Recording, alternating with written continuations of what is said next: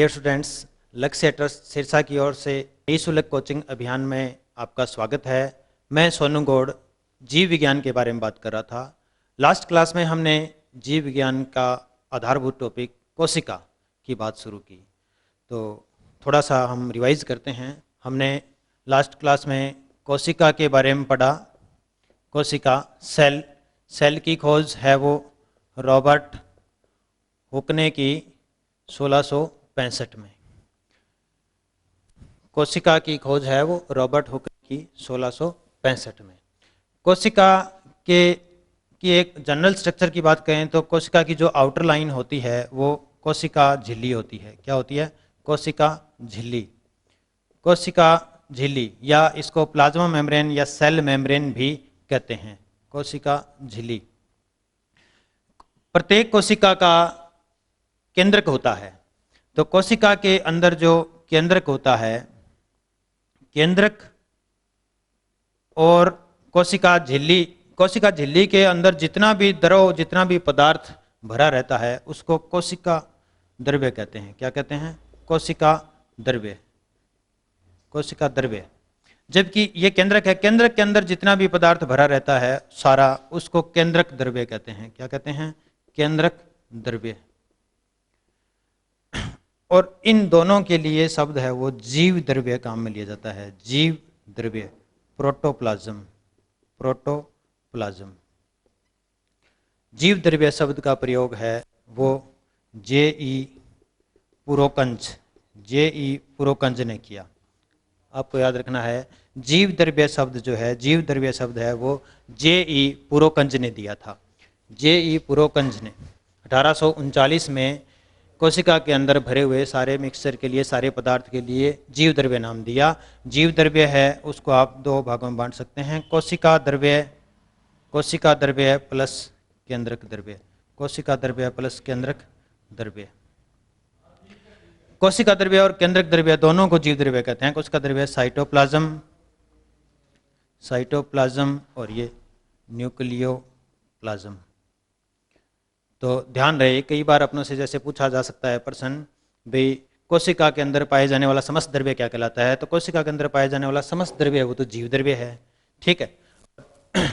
केंद्रक को छोड़कर के ये बाकी जो सारा है वो कोशिका द्रव्य कहलाता है, और केवल केंद्रक झिल्ली के अंदर जो द्रव्य है वो केंद्रक द्रव्य कहलाता है। तो ये तीनों शब्दों के लिए अपने को अलग अलग पहचान रहनी चाहिए।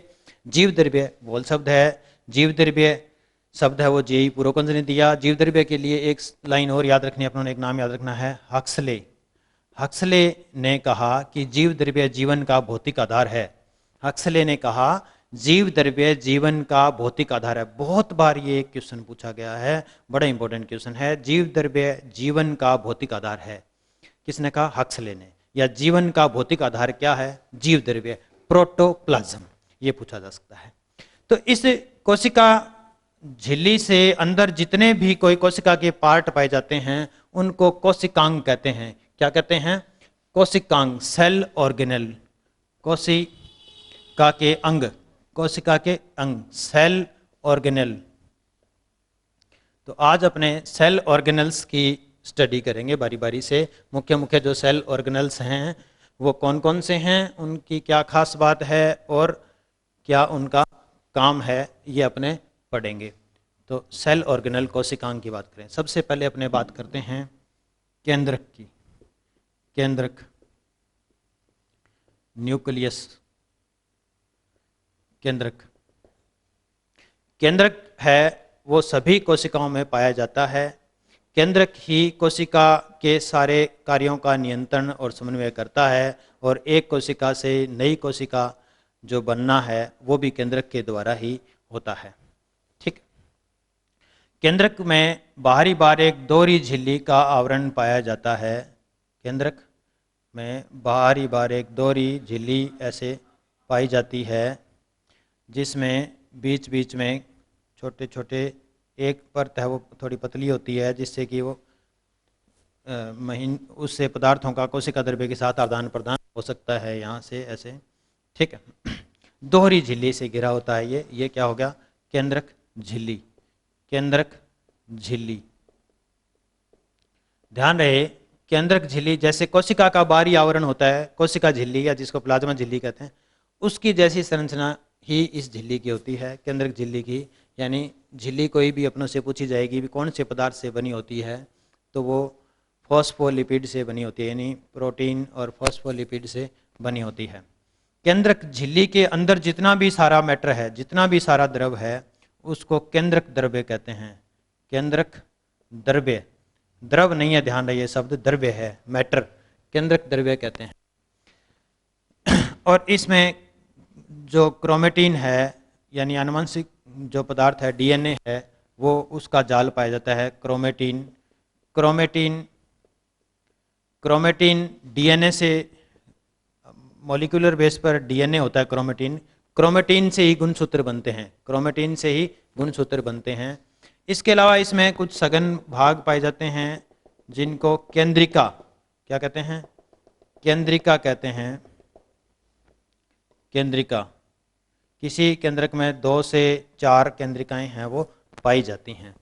तो केंद्रक की संरचना में 3 मुख्य चीज़ें होंगी। केंद्रक झिल्ली हो गया, बाहरी आवरण, उसमें आनुवंशिक पदार्थ क्रोमेटिन हो गया, और केंद्रिका हो गई। ठीक है, तो ये केंद्रक है। केंद्रक का काम कोशिका की सारी क्रियाओं का नियंत्रण करना है।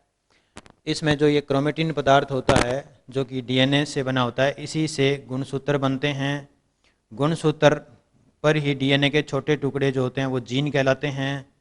यानी गुणसूत्र की जो कार्यात्मक इकाई है वो जीन होती है। जीन ही कोशिका के या जीव के सभी गुणों का नियंत्रण करता है।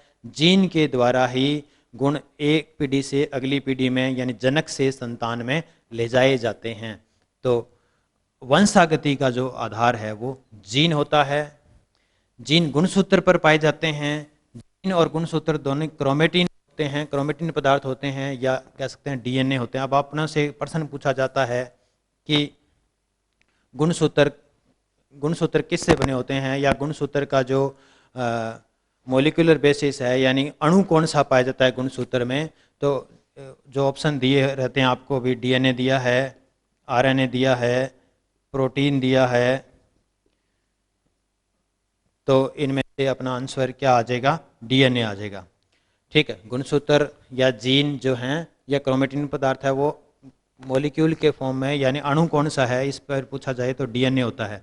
डीएनए क्या होता है, डीएनए की फुल फॉर्म भी याद रखनी है आपने, deoxyribose nucleic acid, deoxyribose nucleic अम्ल। ठीक है, डीऑक्सीराइबो न्यूक्लिक अम्ल। ठीक, तो केंद्रक के बारे में मुख्य मुख्य बातें क्या हैं। केंद्रक के अंदर जो भी द्रव्य पाया जाता है वो केंद्रक द्रव्य होता है। केंद्रक के बाहरी जो आवरण है वो दोहरी झिल्ली का होता है। ठीक है, केंद्रक के अंदर ही आनुवंशिक पदार्थ यानी क्रोमेटिन पदार्थ, क्रोमेटिन जाल पाया जाता है, उससे ही गुणसूत्र और जीन बनते हैं। वो अणु के रूप में डीएनए होते हैं। केंद्रक में सामान्यतः 2 से 4 केंद्रिकाएं पाई जाती हैं। ठीक है, तो इस तरह से ये केंद्रक के बारे में है। दूसरे कोशिकांग की बात करते हैं। दूसरा कोशिकांग अपने पढ़ते हैं माइटोकॉन्ड्रिया। कौन सा पढ़ते हैं, माइटोकॉन्ड्रिया। माइटोकॉन्ड्रिया, माइटोकॉन्ड्रिया को सूत्र कणिका, हिंदी में क्या कहते हैं, सूत्र कणिका भी कहते हैं। तो ध्यान रहे, माइटोकॉन्ड्रिया या सूत्र कणिका। ठीक है, माइटोकॉन्ड्रिया की जो संरचना है वो भी दोहरी झिल्ली से घिरा होता है। माइटोकॉन्ड्रिया की बाहरी, ये अंडाकार आकार के होते हैं माइटोकॉन्ड्रिया सामान्यतः। बाहरी परत है वो स्मूथ होती है, अंदर की परत है उसमें ऐसे अंदर की ओर जो हैं अंगुली नुमा उभार हैं वो पाए जाते हैं। ठीक है, माइटोकॉन्ड्रिया में खुद का एक सर्कुलर डीएनए पाया जाता है। इसके अलावा प्रोटीन, अन्य पदार्थ हैं वो पाए जाते हैं। ठीक है, तो माइटोकॉन्ड्रिया जो है, माइटोकॉन्ड्रिया की के अंदर खुद का डीएनए पाया जाता है। तो ये अपनी कॉपी खुद तैयार कर सकता है, इसलिए इसको अर्ध स्वायत्त कोशिकांग, अर्ध स्वायत्त कोशिकांग कहते हैं माइटोकॉन्ड्रिया को। क्यों कहते हैं, क्योंकि इसमें खुद का अपना डीएनए होता है। तो ये अपनी कॉपी विखंडन द्वारा खुद अपनी कॉपी है कोशिका के अंदर तैयार कर सकता है, यानी एक माइटोकॉन्ड्रिया में विखंडन से नए माइटोकॉन्ड्रिया बन जाते हैं कोशिका के अंदर। इस चीज को कोशिका द्रव्य वंशागति, कोशिका द्रवी, कोशिका द्रवी वंशागति भी बोलते हैं। वंशागति का मतलब होता है अगले वंश में जाना, यानी जनक से संतान में गुणों को जाना। हालांकि इससे नया जीव नहीं बनेगा, परंतु उसी कोशिका के अंदर नए माइटोकॉन्ड्रिया बन जाते हैं, इसलिए उसी कोशिका द्रव्य में जो है एक तरह से इसका वंश चला, इसलिए इसको कोशिका द्रवी वंशागति कहते हैं। माइटोकॉन्ड्रिया जो होते हैं उसके अंदर की ये जो आंतरिक झिल्ली है जिसमें अंगुलीनुमा प्रवर्त पाए जाते हैं, उस पर F1 पार्टिकल्स, F1 कण पाए जाते हैं, F1 कण। और ये जो अंगुली जैसे उभार होते हैं इनको क्रिस्टा कहते हैं, क्रिस्टा, ठीक है। इन पे क्रिस्टा पे यानी आंतरिक जो झिल्ली है इस पर श्वसन एंजाइम, श्वसन एंजाइम पाए जाते हैं, यानी यहाँ पर श्वसन की क्रिया होती है। श्वसन जो अपने भोज्य पदार्थ होते हैं उनका ऑक्सीकरण, भोज्य पदार्थ होते हैं उनके ऑक्सीकरण से ऊर्जा बनाई जाती है। क्या बनाई जाती है? ऊर्जा। और वो ऊर्जा किस फॉर्म में होती है? एटीपी के फॉर्म में। किस फॉर्म में होती है? एटीपी के फॉर्म में। तो एटीपी को ऊर्जा मुद्रा कहते हैं, ऊर्जा मुद्रा कहते हैं। ऊर्जा मुद्रा एनर्जी का कॉइन, एनर्जी का कॉइन किसको कहते हैं? एटीपी को कहते हैं। यानी एटीपी के रूप में ऊर्जा बनती है। हमारे शरीर की विभिन्न क्रियाओं को करने के लिए ऊर्जा जो चाहिए होती है वो एटीपी के रूप में चाहिए होती है। और ये एटीपी के रूप में ऊर्जा कौन सा कोशिकांग बनाता है? माइटोकॉन्ड्रिया बनाता है, सूत्र कणिका बनाता है। माइटोकॉन्ड्रिया भोज्य पदार्थ, संचित जो भोजन है अपना, उसके ऑक्सीकरण से ऊर्जा बनाता है। इसलिए इसको कोशिका का बिजली घर, कोशिका का बिजली घर, कोशिका का बिजली घर इसको कहते हैं, कोशिका का बिजली घर। Power house of the cell, power house of the cell, power house of the cell कौन से अंग को कहते हैं? माइटोकॉन्ड्रिया को कहते हैं। माइटोकॉन्ड्रिया को कोशिका का बिजली घर या कोशिका का शक्ति गृह, कोशिका का शक्ति गृह मतलब पूरी कोशिका को शक्ति प्रदान करने का काम या बिजली या ऊर्जा प्रदान करने का काम यही करता है। तो माइटोकॉन्ड्रिया को कोशिका का बिजली घर या power house of the cell कहते हैं। ध्यान रहे, प्रोकैरियोटिक कोशिकाओं में, हमने कोशिकाओं के प्रकार पढ़े थे पहले, तो प्रोकैरियोटिक कोशिकाओं में, प्रोकैरियोटिक कोशिकाओं में माइटोकॉन्ड्रिया नहीं पाए जाते, केवल यूकैरियोटिक कोशिकाओं में पाए जाते हैं। प्रोकैरियोटिक कोशिकाओं में माइटोकॉन्ड्रिया नहीं पाए जाते। आरबीसी में भी, लाल रक्त कणिकाओं में भी माइटोकॉन्ड्रिया नहीं पाए जाते, लाल रक्त कणिकाओं में भी माइटोकॉन्ड्रिया नहीं पाए जाते। और प्रोकैरियोटिक कोशिकाओं में माइटोकॉन्ड्रिया नहीं पाए जाते। कोशिका का बिजली घर किसको कहते हैं? माइटोकॉन्ड्रिया को कहते हैं, सूत्र कणिका को कहते हैं। ठीक है, अब नेक्स्ट ऑर्गन की बात करें अपने, तो नेक्स्ट ऑर्गन है वो अपने सेल ऑर्गेनल है वो लवक के बारे में बात करें। किसकी बात करेंगे? लवक।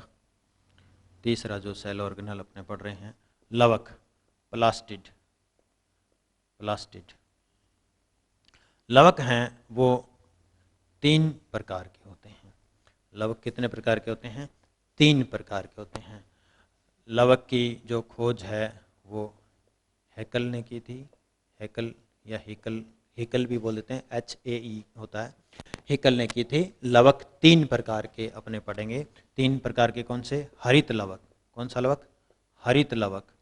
दूसरा वर्णी लवक, वर्णी लवक। और तीसरा अवर्णी लवक, अवर्णी लवक। हरित लवक यानी क्लोरोप्लास्ट, क्लोरोप्लास्ट। वर्णी लवक यानी क्रोमो, कलर, क्रोमोप्लास्ट। ठीक। और अवर्णी लवक यानी ल्यूकोप्लास्ट। ठीक है।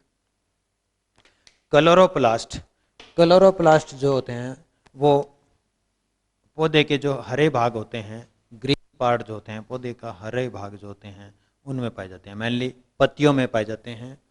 क्लोरोप्लास्ट का हरा रंग उसमें पर्णहरित पाए जाने के कारण होता है। क्या पाए जाने के कारण होता है? पर्णहरित।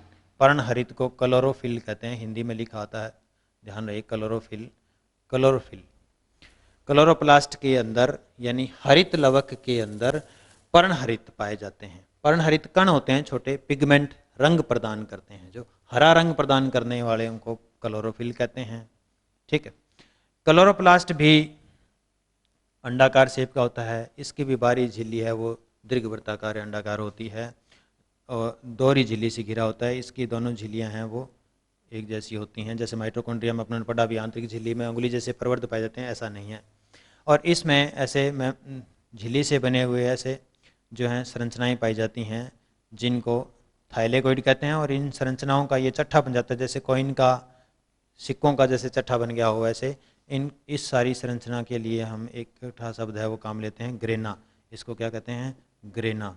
और बाकी जो ये खाली भाग बच गया उसको कहते हैं स्ट्रोमा। क्या कहते हैं? स्ट्रोमा। इसमें भी खुद का एक सर्कुलर डीएनए पाया जाता है, अपना एक डीएनए पाया जाता है। यानी ये भी अर्धस्वायत्त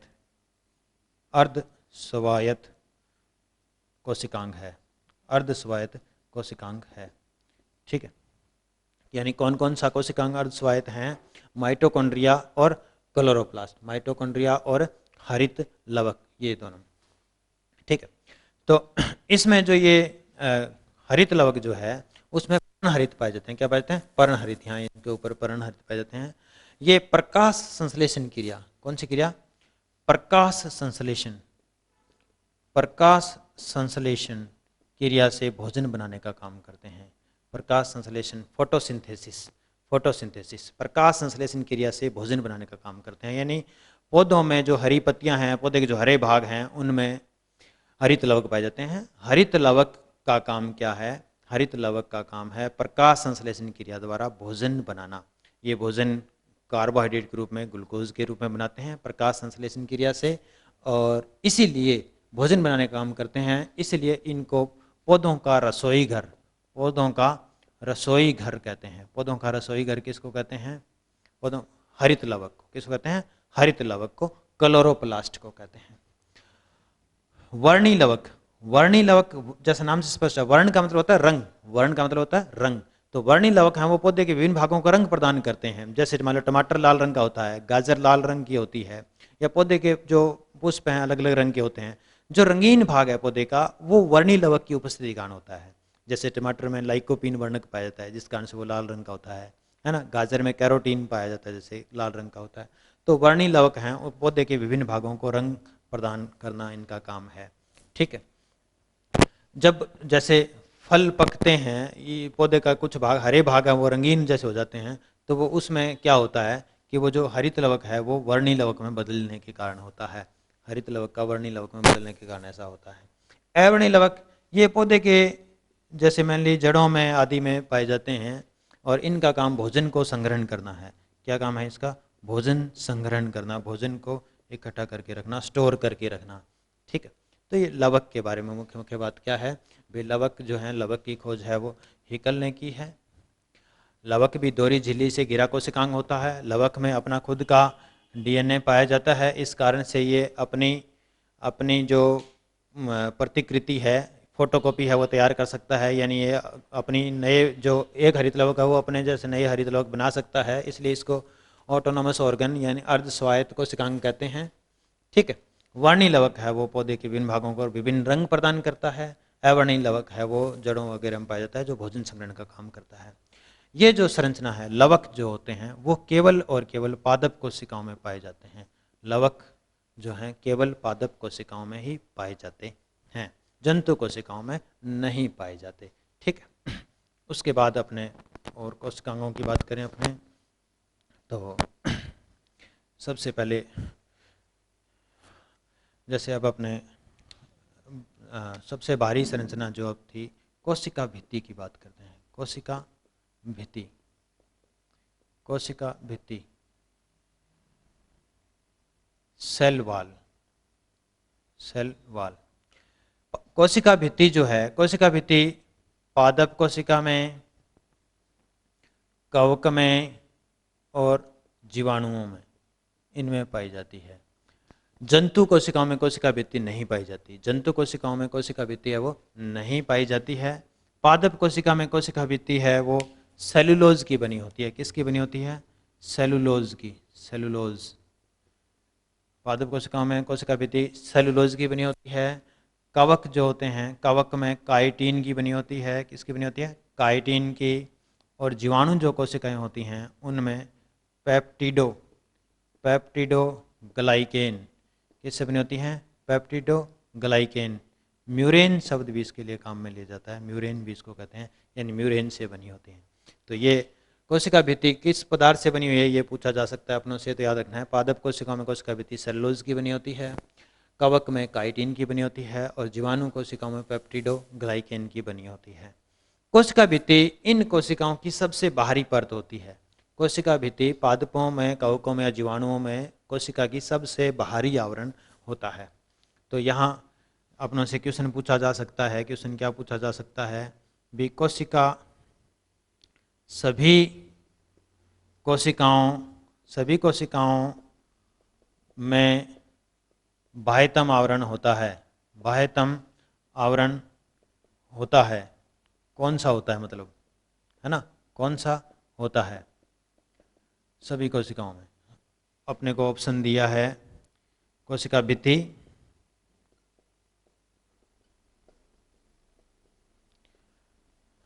कोशिका झिल्ली।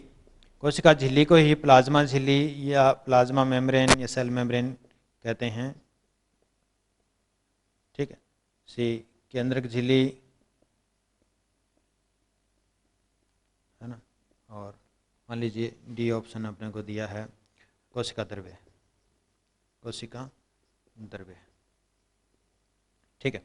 तो अपनों से प्रश्न आप देखो, अपनों ने पढ़ लिया, ठीक है, पर क्वेश्चन में पूछा क्या है ये चीज समझनी है अपनों ने। याद रखने के लिए बहुत कुछ नहीं है इसमें, थोड़ी सी चीजें हैं, समझना है अपनों ने भी। क्वेश्चन में पूछा क्या है अपनों से लॉजिकली? अपनों से पूछा है सभी कोशिकाओं में, सभी ऑल लिविंग ऑर्गेनिज्म में, सभी जीवित कोशिकाएं जो होती हैं, सजीवों की कोशिकाओं में बाह्यतम परत कौन सी पाई जाती है?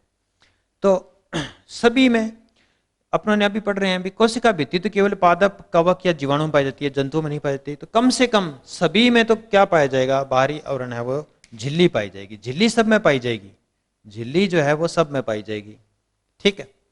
परंतु जैसे पादप कोशिका है उसमें बाह्यतम आवरण है वो कोशिका भित्ति होगी, झिल्ली नहीं होगी वहां बाह्यतम। परंतु सभी कोशिकाओं में कोशिका झिल्ली पाई जा सकती है।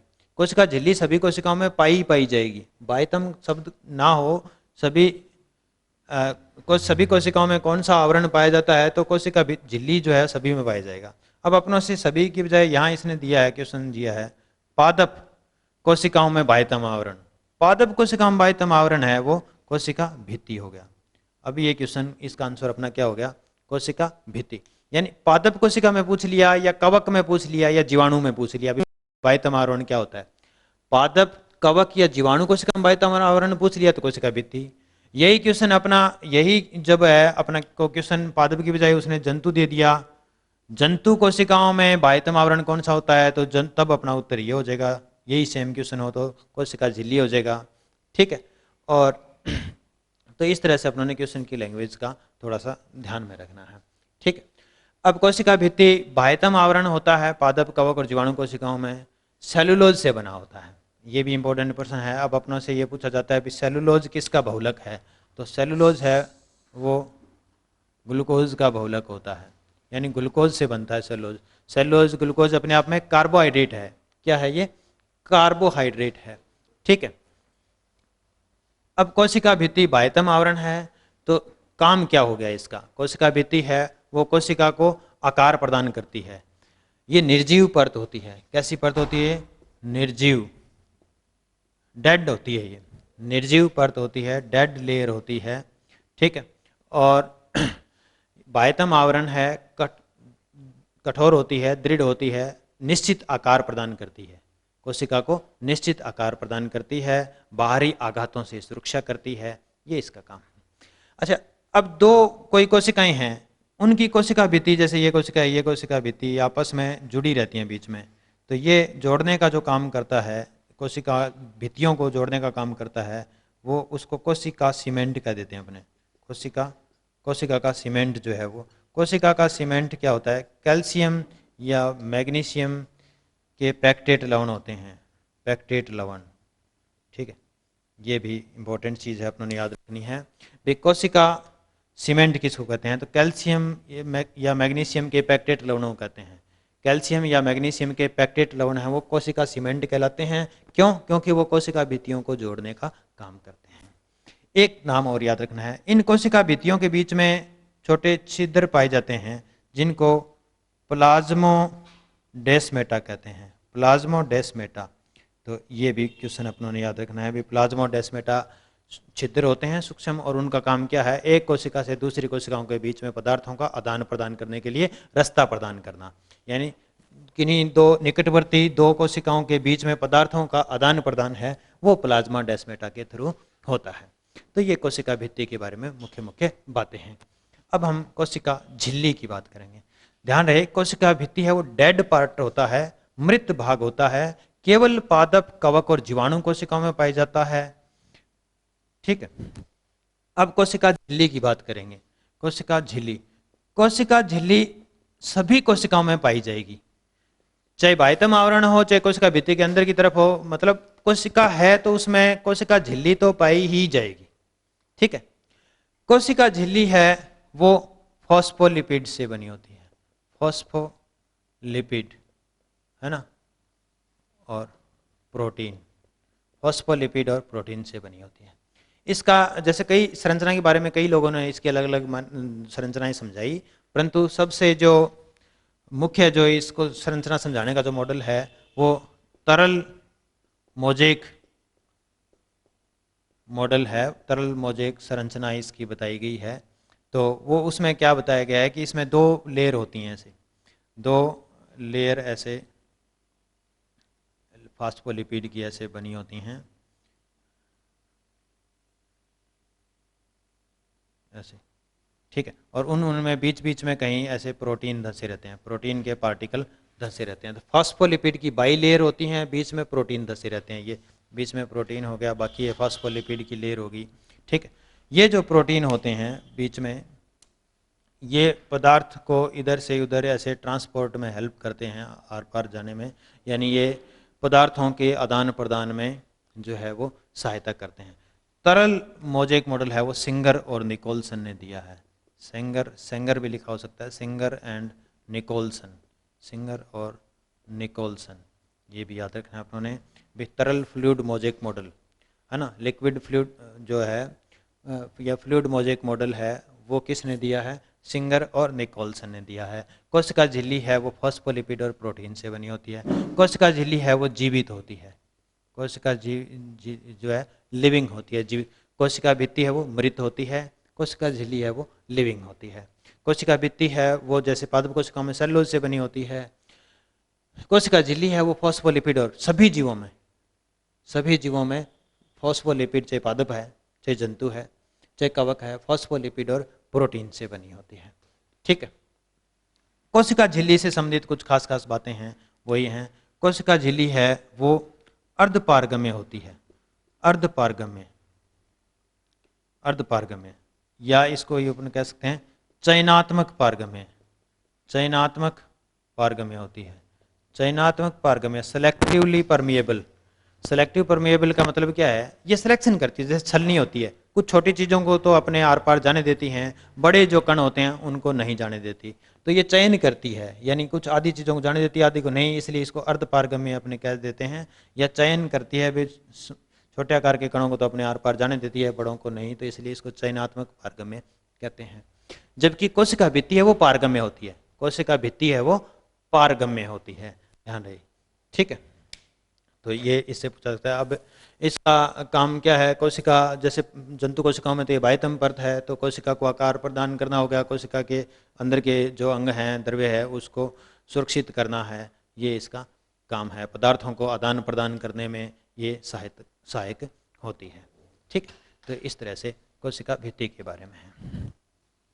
अब अपनों से इसकी पारगम्यता के बारे में जैसे प्रश्न पूछा जा सकता है, तो ध्यान रहे, कोशिका भित्ति जो होती है पारगम्य है, और कोशिका झिल्ली है वो चयनात्मक पारगम्य होती हैं, सेलेक्टिव परमिएबल होती हैं। कुछ और कोशिकांगों की बात करते हैं अपने नेक्स्ट, अंतःद्रवी जालिका की। जैसे अंतःद्रवी जालिका। अंतःद्रवी जालिका endoplasmic reticulum, ER, endoplasmic reticulum. नाम से स्पष्ट है, जाल जैसी संरचना होती है। ये केंद्रक से लेकर के कोशिका झिल्ली तक फैली रहती हैं। ठीक है, जैसे अपने एक सामान्य सी संरचना की बात करें, जैसे मान लो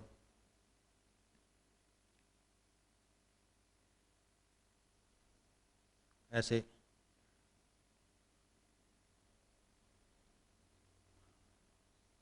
ऐसे झिल्लियों की या परतों का ऐसा एक जाल सा बना रहता है, ऐसा, ऐसे ऐसे। ठीक है, तो अंतःप्रद्रवी जालिका जो होती हैं वो दो प्रकार की होती हैं, SER और RER। ठीक है, अंतःद्रवी जालिका है, इधर जैसे केंद्रक हो गया यहाँ, ठीक है, और यहाँ पर बाहरी परत आ गई कोशिका झिल्ली। तो यहाँ से पदार्थों को इधर तक ट्रांसपोर्ट करना या इधर से ट्रांसपोर्ट करना, इन पदार्थों का ट्रांसपोर्ट करना, आवागमन करना, पदार्थों को एक जगह से दूसरी जगह तक पहुँचाना, इसका काम है। इसलिए इनको यातायात प्रबंधक, क्या, यातायात प्रबंधक, यातायात प्रबंधक कहते हैं, है ना। ट्रैफिक कंट्रोलर, ट्रैफिक कंट्रोलर किसको कहते हैं, एंडोप्लाज्मिक रेटिकुलम को, अंतःद्रवी जालिका को कहते हैं। इसके अलावा ये पूरा कोशिका के अंदर की संरचना यानी उसका अंतः कंकाल भी बनाती हैं, अंतः कंकाल बनाने का काम करती हैं, कोशिका को जैसे आकार एक तरह से ये प्रदान करती हैं। ठीक है, अब ये जैसे बनी हुई है, ये SER है, चिकनी, चिकनी अंतःप्रद्रवी जालिका, कैसी, चिकनी अंतःप्रद्रवी जालिका। जबकि RER कैसी होती है, खुरदरी, खुरदरी अंतःद्रवी जालिका। अब ये चिकनी है, जैसे इस यदि इसकी बाहरी परत पर राइबोसोम पाए जाएं, बाहरी परत पर राइबोसोम पाए जाते हैं यदि, तो ये कैसी हो जाएगी, खुरदरी, कैसी हो जाएगी ये, खुरदरी। तो इस तरह से दो प्रकार की अंतःद्रवी जालिकाएं होती हैं, SER और RER, चिकनी अंतःद्रवी जालिकाएं और खुरदरी।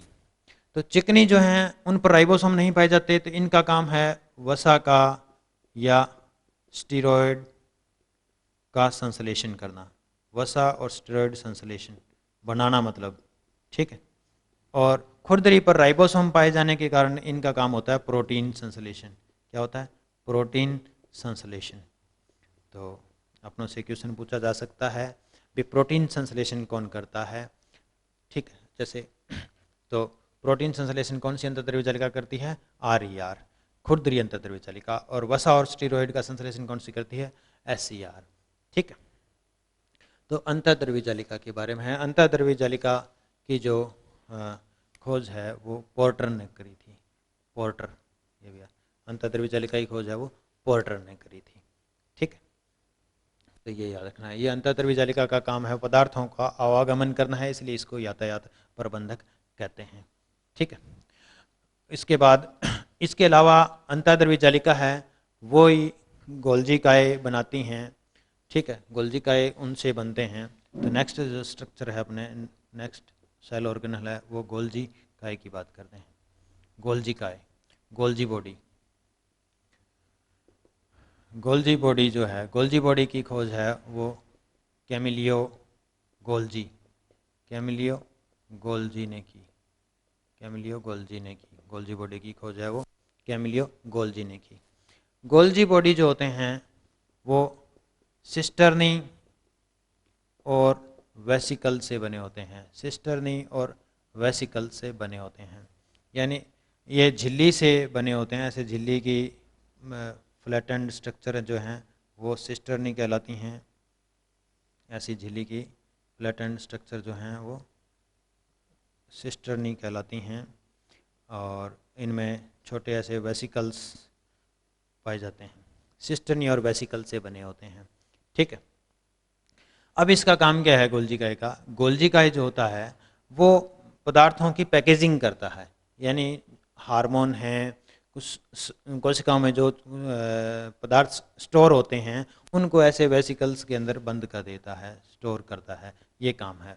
बंद करके एक जगह से दूसरी जगह पहुंचाने में भी सहायता करता है। तो गोल्जी काय का काम क्या है, पदार्थों का एक जगह से दूसरी जगह तक मतलब परिवहन करना और पदार्थों की पैकेजिंग करना। ठीक है। गोल्जी काय हैं वो पादप कोशिकाओं में थोड़े कम विकसित होते हैं और उनके लिए एक काम शब्द है, वो काम में लिया जाता है डिक्टियोसोम। डिक्टियोसोम डिक्टियोसोम जो है वो गोल्जी काय को ही कहा जाता है पादप कोशिकाओं में। ठीक है, गोल्जी काय को ही कहा जाता है। गोल्जी काय का काम क्या है? गोल्जी काय का काम क्या है? पदार्थों को कोशिका के एक भाग से दूसरे भाग में पहुंचाना, पदार्थों की पैकेजिंग करना, लाइसोसोम का निर्माण करना। किसका निर्माण करना? लाइसोसोम का। ध्यान रहे, गोल्जी काय का निर्माण है वो अंतःद्रव्य जालिका करती है और लाइसोसोम का निर्माण है वो गोल्जी काय करता है। यानी अंतःद्रव्य जालिका से गोल्जी काय बनते हैं, गोल्जी काय से लाइसोसोम बनते हैं। ठीक है, तो नेक्स्ट सेल ऑर्गेनल है वो अपने लाइसोसोम की बात करते हैं। किसकी बात करते हैं? लाइसोसोम। लाइसोसोम लाइसोसोम जो है कोशिकांग, वो भी एकल झिल्ली से घिरे होते हैं। एकल झिल्ली से घिरे होते हैं और उनमें जल अपघटनी एंजाइम जो हैं वो पाए जाते हैं। लाइसोसोम में क्या होते हैं? जल अपघटनी एंजाइम। जल अपघटनी एंजाइम यानी हाइड्रोलाइटिक एंजाइम्स पाए जाते हैं। जल अपघटन एंजाइम का काम क्या होता है? पदार्थों का पाचन करना, यानी जटिल पदार्थों को सरल पदार्थों में रूपांतरित कर देना। तो इसका मुख्य लाइसोसोम का काम क्या है? पाचन करना। पाचन में ये सहायक हैं। विषैले जो पदार्थ होते हैं, विषैले पदार्थ होते हैं, उनका निपटान करना, ये इनका काम है। ठीक है। कई बार क्या होता है, जब ये इसकी झिल्ली फट जाती है, कि झिल्ली फटने से ये जो एंजाइम है वो कोशिका में मुक्त हो जाते हैं और पूरी कोशिका को ही पचा देते हैं, पूरी कोशिका को नष्ट कर देते हैं, यानी कोशिका की आत्महत्या कर देते हैं। कोशिका अपने आप में डेड हो जाती है। तो इसलिए इनको आत्मघाती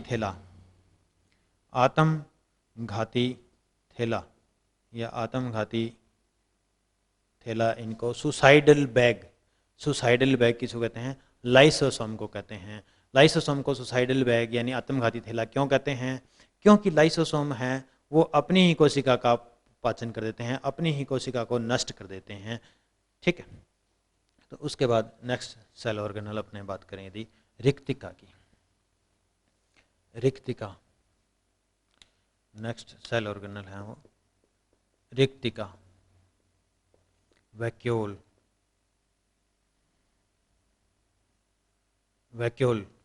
रिक्तिका की बात करें यदि, तो रिक्तिका जो होती हैं वो भी एकल झिल्ली से घिरी होती हैं और इस एकल झिल्ली को टोनोप्लास्ट कहते हैं। क्या कहते हैं? टोनोप्लास्ट। यही सबसे इम्पोर्टेंट क्वेश्चन है।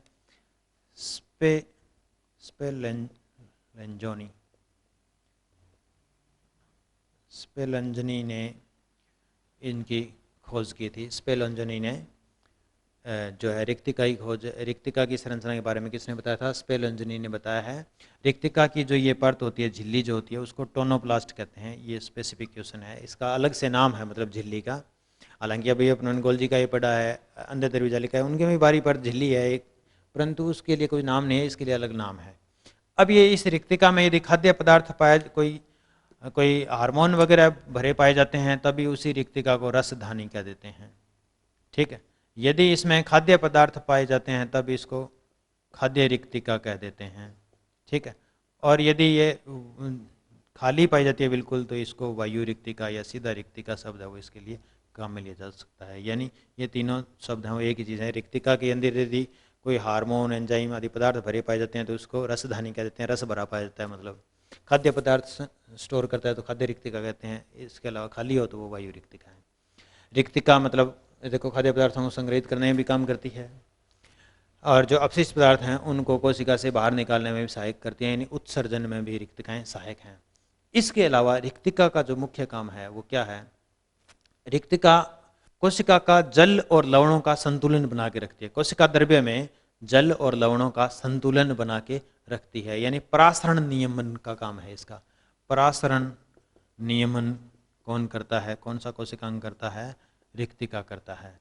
अब रिक्तिका के संबंध में पढ़ा भी, पादप कोशिकाओं में सामान्यतः एक और बड़ी सारी रिक्तिका पाई जाती है, जबकि जंतु कोशिकाओं में छोटी छोटी अनेक रिक्तिकाएं पाई जाती हैं। यानी जंतु कोशिकाओं में रिक्तिकाएं वो छोटी छोटी होती हैं, कई सारी पाई जाएंगी, और पादप कोशिका में सामान्यतः एक ही बड़ी सारी रिक्तिका पाई जाती है। ठीक है, तो रिक्तिका का काम क्या है, खाद्य जो कोशिका के अंदर लवण और जल का जो संतुलन है वो बना के रखता है। इसी चीज़ को परासरण नियमन कहते हैं। रिक्तिका की बाहरी परत है वो टोनोप्लास्ट कहलाती है। ठीक है, इसके बाद नेक्स्ट कोशिका हम अपने बात करते हैं, जैसे राइबोसोम। राइबोसोम राइबोसोम जो होते हैं, राइबोसोम की खोज है वो पैलेडे ने की राइबोसोम की खोज। ठीक है, और राइबोसोम हैं वो झिल्ली रहित कोशिकांग होते हैं। कैसे होते हैं ये झिल्ली रहित? कैसे कोशिकांग होते हैं, यानी इनमें झिल्ली नहीं पाई जाती, कोई परत नहीं पाई जाती, झिल्ली रहित कोशिकांग हैं, झिल्ली रहित कोशिकांग होते हैं राइबोसोम। ठीक है, राइबोसोम का काम है प्रोटीन संश्लेषण करना। क्या करना? प्रोटीन संश्लेषण करना। राइबोसोम का काम क्या है? प्रोटीन संश्लेषण करना, प्रोटीन बनाने का काम करते हैं राइबोसोम। ठीक है, राइबोसोम हैं उनका काम प्रोटीन संश्लेषण करना है, प्रोटीन सिंथेसिस करना है। राइबोसोम हैं वो मेनली दो प्रकार के होते हैं, 70S और 80S। अपनों ने पढ़ा प्रोकैरियोटिक कोशिकाओं में, प्रोकैरियोटिक जैसे जीवाणु कोशिका हो गई है ना, माइकोप्लाज्मा हो गया, इनमें 70S प्रकार का राइबोसोम पाया जाता है। जबकि यूकैरियोटिक कोशिकाओं में, यानी सभी विकसित कोशिकाओं में, यूकैरियोटिक कोशिकाओं में किस प्रकार का राइबोसोम होता है? 80S प्रकार का राइबोसोम होता है। राइबोसोम आगे दो उप इकाइयों से बने होते हैं। ऐसे राइबोसोम की संरचना में जैसे एक छोटी इकाई होगी, एक बड़ी, ऐसे दो इकाइयों से बने होते हैं। तो 70S वाला जो होता है वो 30S और 50S से बना होता है, जबकि ये 80S वाला है वो 40S प्लस 60S से बना होता है। तो ये भी क्वेश्चन पूछा जा सकता है। भाई पहली बात तो राइबोसोम सभी प्रकार की कोशिकाओं में पाए जाएंगे, चाहे वो प्रोकैरियोटिक हो चाहे यूकैरियोटिक हो। ठीक है, दूसरा बात यह है कि प्रोकैरियोटिक में राइबोसोम 70S प्रकार के होंगे, यूकैरियोटिक में 80S प्रकार के होंगे। राइबोसोम झिल्ली रहित कोशिकांग होते हैं। राइबोसोम है दो उप इकाइयों से बने होते हैं, दो उप इकाइयों से बने होते हैं। ये जो इकाइयां हैं आपस में जो है कौन से तत्व से जुड़ती हैं ये भी पूछा जा सकता है। तो ये मैग्नीशियम से जुड़ती हैं, इनको जोड़ने का काम मैग्नीशियम करता है। इसके अलावा इनमें क्या पाया जाता है? RNA। राइबोसोम में क्या होता है? RNA होता है। ठीक है, तो 70S है उसकी दो उप इकाइयाँ सब यूनिट हैं वो 30 और 50S होंगी, यानी 70 वाला है वो 30 प्लस 50S से बना होगा, और 80 वाला है वो 40 प्लस 60S से बना होगा। इसके अलावा राइबोसोम से संबंधित एक क्वेश्चन अपनों ने याद रखना है, जो स्तनधारी होते हैं, जीवों का प्रकार है, जंतुओं का प्रकार है स्तनधारी। स्तनधारियों की कोशिकाओं में 55S प्रकार का राइबोसोम पाया जाता है, 55S प्रकार का जो है राइबोसोम पाया जाता है। यहाँ S क्या है? S जो है इसके आकार को मापने की इकाई होती है, अवसादन गुणांक इसको बोलते हैं, अवसादन गुणांक। ठीक है, स्वेडबर्ग यूनिट, स्वेडबर्ग यूनिट है ये। क्या है? स्वेडबर्ग, ये नाम है साइंटिस्ट का, स्वेडबर्ग इकाई, स्वेडबर्ग इकाई है। ठीक है, तो प्रोटीन संश्लेषण का काम करते हैं राइबोसोम। राइबोसोम दो प्रकार के होते हैं, 70S और 80S। ठीक है, और अभी इससे पहले अपनों ने जब अंतःद्रव्य जालिका की संरचना पढ़ी तो अपनों ने पढ़ा था अभी अंतःद्रव्य जालिका है वो जिन पर राइबोसोम पाया जाता है वो खुरदरी कहलाती हैं और वो प्रोटीन संश्लेषण का काम करती हैं। तो ये राइबोसोम के कारण ही वो प्रोटीन संश्लेषण का काम करती हैं। अब जैसे राइबोसोम से संबंधित आपने से प्रश्न पूछा जा सकता है, भी राइबोसोम पाए जाते हैं, राइबोसोम पाए जाते हैं या उपस्थित होते हैं मान लो। ठीक है, तो नंबर 1 कोशिका द्रव्य में, कोशिका द्रव्य में। नंबर 2 एंडोप्लाज्मिक रेटिकुलम पर। नंबर 3 केंद्रक झिल्ली पर। ठीक है, और नंबर 4 उक्त सभी। ठीक है, तो ध्यान रहे राइबोसोम जो होते हैं वो जैसे यूकैरियोटिक कोशिका है उसमें तो सारी संरचनाएं पाई जाती हैं, ईआर पाया जाएगा। प्रोकैरियोटिक है उसमें एंडोप्लाज्मिक रेटिकुलम नहीं पाई जाएगी, अंतःद्रवी जालिका जो है वो नहीं पाई जाएगी, परंतु राइबोसोम तो पाया जाएगा। ठीक है, तो राइबोसोम पाए जाते हैं, राइबोसोम कोशिका द्रव्य में भी पाए जाते हैं, अंतःद्रवी जालिका पर भी पाए जाते हैं और केंद्रक झिल्ली पर भी पाए जाते हैं। यानी राइबोसोम है वो सभी, इसका उक्त सभी आ जाएगा। राइबोसोम कोशिका द्रव्य मुक्त रूप से पाए जाते हैं, अंतःद्रवी जालिका पर भी पाए जाते हैं। जिस अंतःद्रवी जालिका पाए जाएंगे उसको RER कह देंगे, रफ एंडोप्लाज्मिक रेटिकुलम, खुरदरी अंतःद्रवी जालिका।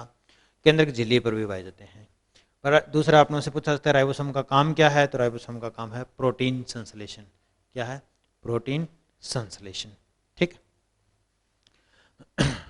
इसके बाद अपनों ने जो है कोशिकांग की बात करें यदि माइक्रोबॉडीज की, सूक्ष्म काय, सूक्ष्म काय यानी माइक्रो बॉडीज की बात करें तो 3 सूक्ष्म काय अपने पढ़ते हैं। 3 जो सूक्ष्म संरचनाएं हैं वो पढ़ लेते हैं।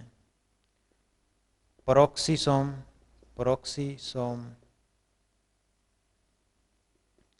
गलाई ऑक्सीसोम और सफीरोसोम, सफीरोसोम। ठीक है, पेरोक्सिसोम है ये सभी प्रकार की कोशिकाओं पाए जाते हैं, यानी पादप कोशिका, जंतु कोशिका, सभी प्रकार की कोशिकाओं पाए जाते हैं। पेरोक्सिसोम सभी प्रकार की कोशिकाओं पाए जाते हैं। ये उपापचय, उपापचय यानी कोशिका के अंदर जो कोई नए पदार्थ बनना या पुराने पदार्थों को टूटने से संबंधित जो क्रियाएं होती हैं वो सारी उपापचय क्रियाएं कहलाती हैं, मेटाबॉलिज्म। तो उपापचय क्रियाओं के दौरान जो पदार्थ बनते हैं, उपापचय क्रियाओं, उपापचयी उत्पाद जो बनते हैं उनको पेरोक्साइड में बदलना, उनको पेरोक्साइड में बदलना इसका काम है। पेरोक्सिसोम का काम क्या, नाम से स्पष्ट है, पेरोक्सिसोम पेरोक्साइड बनाएंगे, पेरोक्साइड बनाएंगे, उपापचयी जो उत्पाद बनते हैं उनका निपटान करने के लिए उनके पेरोक्साइड बना देते हैं। ठीक है, ग्लाइऑक्सीसोम, ग्लाइऑक्सीसोम जो है वो पादप कोशिका में, कवक कोशिकाओं में पाए जाते हैं, जंतु कोशिकाओं में नहीं होते हैं ये ग्लाइऑक्सीसोम।